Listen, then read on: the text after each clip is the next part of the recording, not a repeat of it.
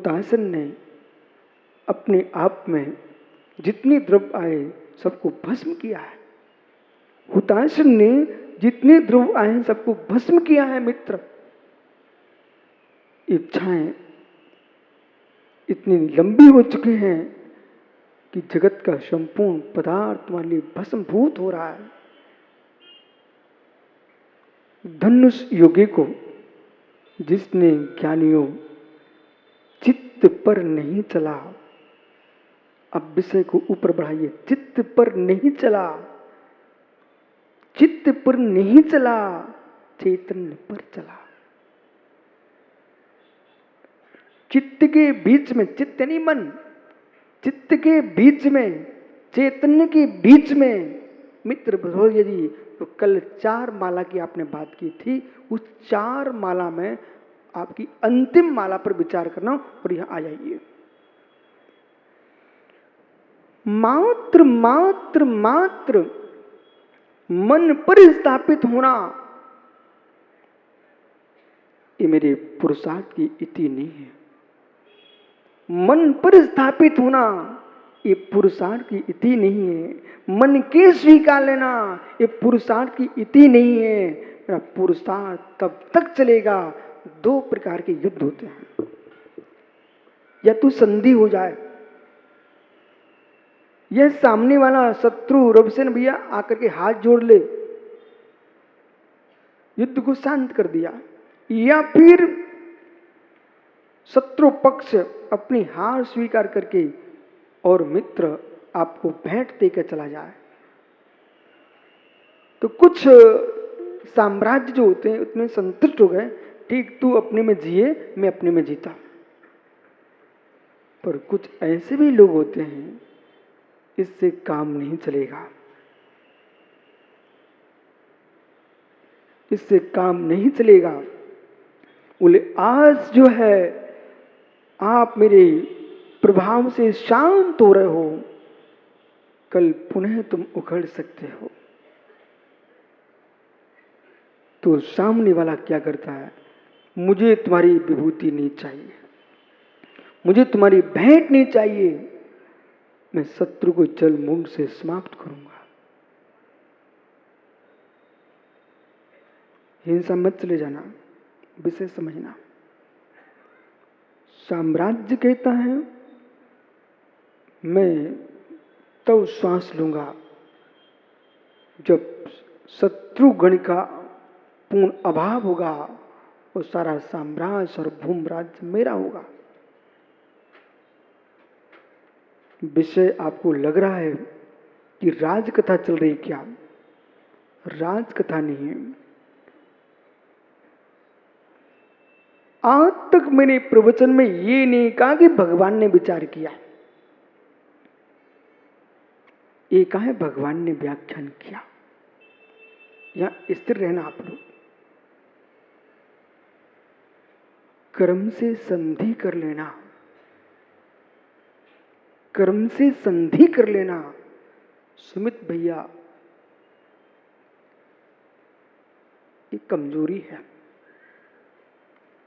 कर्म को दबा लेना ये भी कमजोरी है। शत्रु को आपने दबा के रखा है, मित्र कभी ना कभी आपकी शक्ति क्षीण होगी, वो ऊपर आ जाएगा। शत्रु को दबा के रखा, शत्रु से आपने संधि कर ली, मुख से मीठा बोलता रहेगा, पर हर समय उसकी दृष्टि में रहेगा। समय आएगा तब मैं देखूंगा। बस हम देखने वाले को दिखने ही नहीं दूंगा ना, देखने वाले को दिखने ही नहीं दूंगा, ऐसा पुरुषार्थ करूंगा। अब आप अपने विषय पर, कर्मों का उपशमन, कर्मों का क्षोभशम, इस शास्त्रीय भाषा में अभी आपको अपनी भाषा में समझाता हूं। कर्मों का उपशमन, कर्मों का क्षोभशम, ये कभी भी आपको पछाड़ देगा। मतलब ये है, गिलास में पानी था मटमैला, गिलास में पानी था मटमैला, उसको आपने रख दिया, वो मिट्टी नीचे दब गई। प्रचार जी खुश हो गए, अब तो मैं पानी पी लूंगा। हे ज्ञानी, स्वच्छता बराबर दिख रही है, पर जैसे गिलास उठाया वो हिल गया, और जैसे हिला पानी पुनः मटमैला हो गया।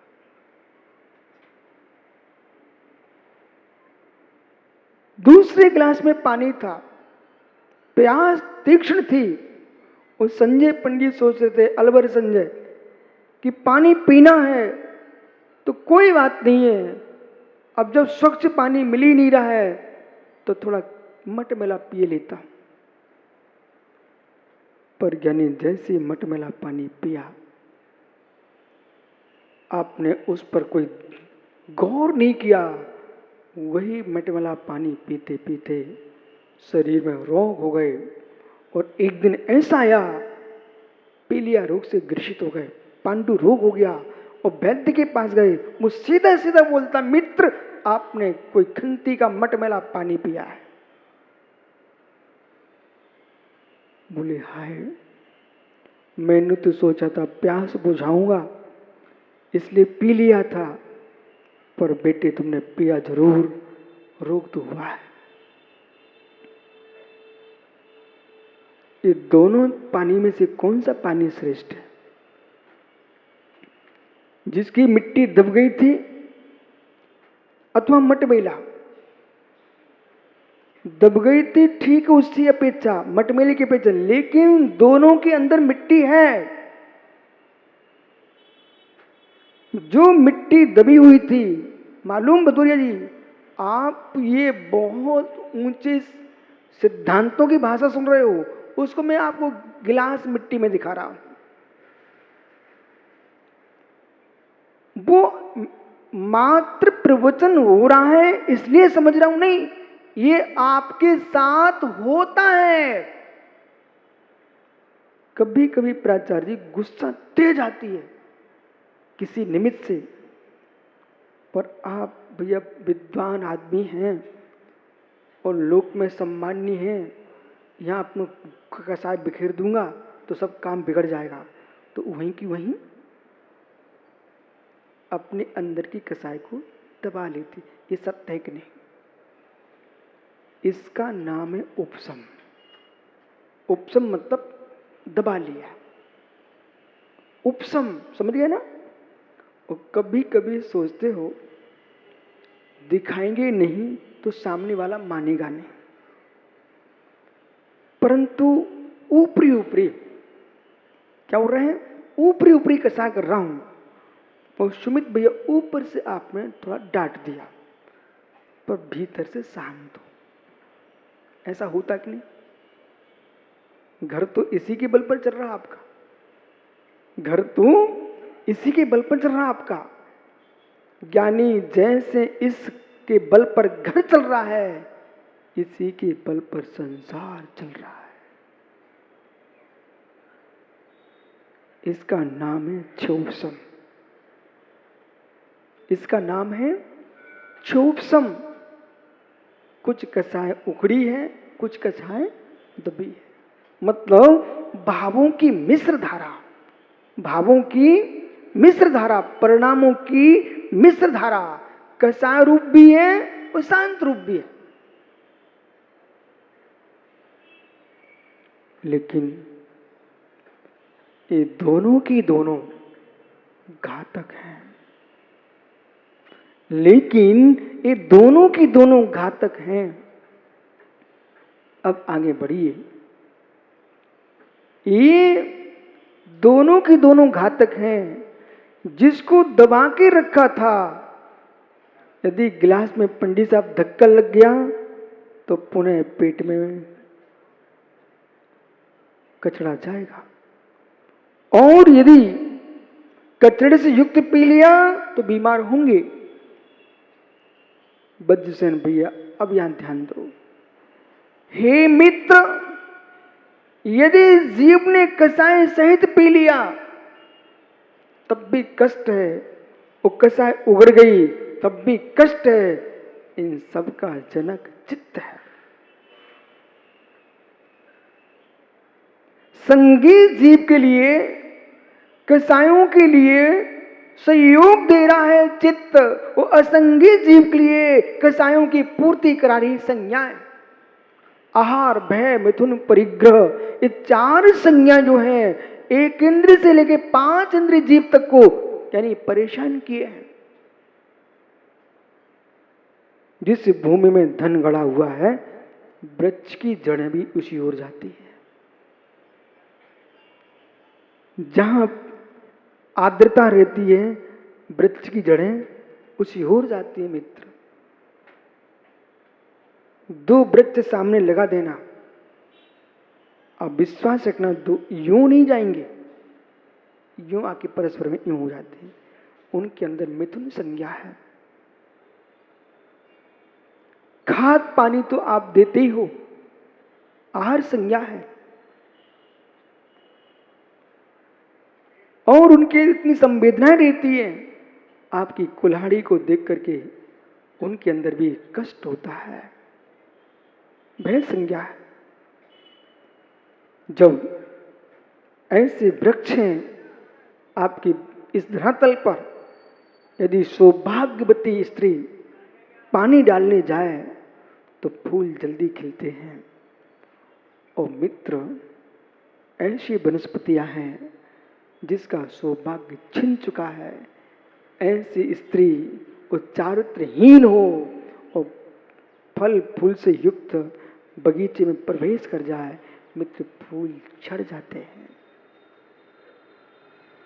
मां चारित्र का और शुद्धि का इतना गहनतम संबंध है कि आप वनस्पति की बात सुन रहे हो, आपके घर की बड़ी पापड़ भी अशुद्धि महिला देख ले तो काले पड़ जाते हैं।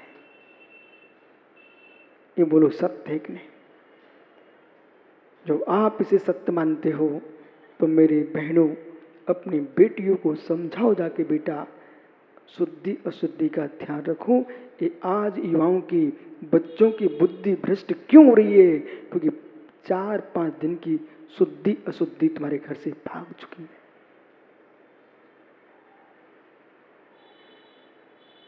जो अशुद्धि के दिन में भी भोजन बना रहे हैं, अशुद्धि के दिन में भोजन उनके हाथ का भदौरिया खा रहे हैं, मैं तो अपने हाथ से बना के खा लेना, परंतु अशुद्ध अवस्था में किसी बहन मां के हाथ का भोजन मत करना।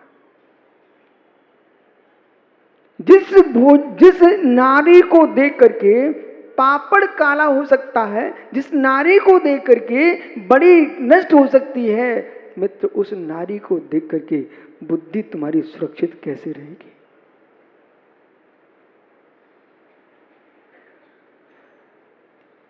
ये बातें विद्वानों को बताना चाहिए थी ना। पंडित जी, पुराने लोग मां जैसे मूर्तिकार मूर्ति बनाते हैं और बंद कक्ष में बंद रखते हैं उसको, अशुद्धि के दिन में ऐसे मां को अपने कक्ष में रहना चाहिए, जगत का चेहरा न दिखाएं, न जगत का चेहरा दिखे।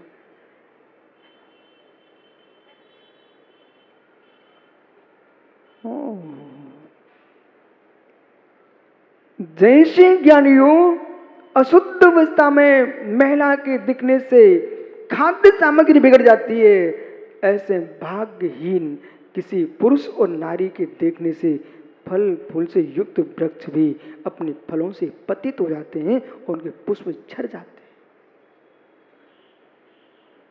रबसन भैया, पुण्यक्षीण व्यक्ति के घर में जन्म लेने से घर की संपत्ति ऐसे झड़ जाती है जैसे आंधी तूफान के आने पर अमियां टपक जाती है। हम लोग ग्रीष्म काल में बैतूल, मुक्तागिरी उसके पहले गौर झामर में पंचकनक था और लदे हुए थे पुष्पों से वृक्ष। आम के बहुत बहुत सुंदर आए थे, पर इतना तूफान, इतना आंधी इस वर्ष आया, वृक्ष के वृक्ष धराशायी हो गए। सारे फूल, पत्ते और छोटे छोटे फल सब यानी वृक्ष नष्ट हो गए। ठहरिए, एक एक शब्द पर ध्यान रखना मैं क्या बोल रहा हूं। यानी बंबई पत्रकार, सुनना ध्यान से। तूफान आते दिखता है, उससे आम झड़ गए तो किसान संतुष्ट रहता है। भाई क्या कर सकते हैं, तूफान आया, सूख गिर गए। ऐसे से बगीचे में देख के आए उस वर्ष आम के बगीचों का स्वामी खुश हो रहा था, इस वर्ष तो आम ही आम आएंगे। लेकिन बेटा, पुष्पों को देखकर खुश तो होना, अभी पूरे खुश मत हो जाना जब तक फल तेरे हाथ में ना आ जाए। ब्रह्मचारियों, बेटा ध्यान दो मैं क्या बोल रहा हूं। पुष्पों को देख करके प्रसन्न तो होना, पर प्रसन्न हो मत जाना। अहो श्रमणों, अपनी साधना को देखकर प्रसन्न तो होना, पर इतनी खुश मत हो जाना। प्रसन्नता तब जाहिर करना, प्रसन्नता तब तुम ख्यापित करना जब तुम्हारी संति समाधि का अंतिम चरण चल रहा हो और तब समता तुम्हारे पास हो, तो साधु को अपनी साधना की खुशी प्रकट करना चाहिए।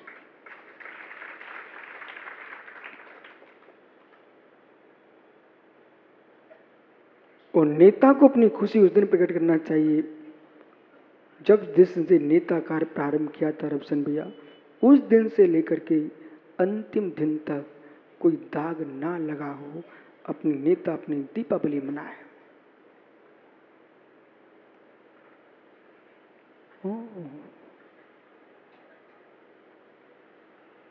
बड़े बड़े धुरंधर जीवों के एक से दिन नहीं निकले।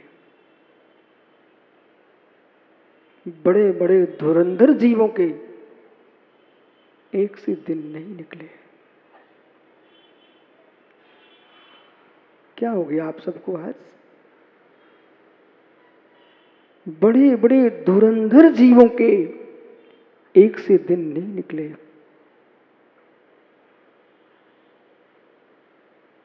एक से दिन नहीं निकले। खुशी तब दिखाना जब मेरे जीवन का अंतिम चरण आ जाए।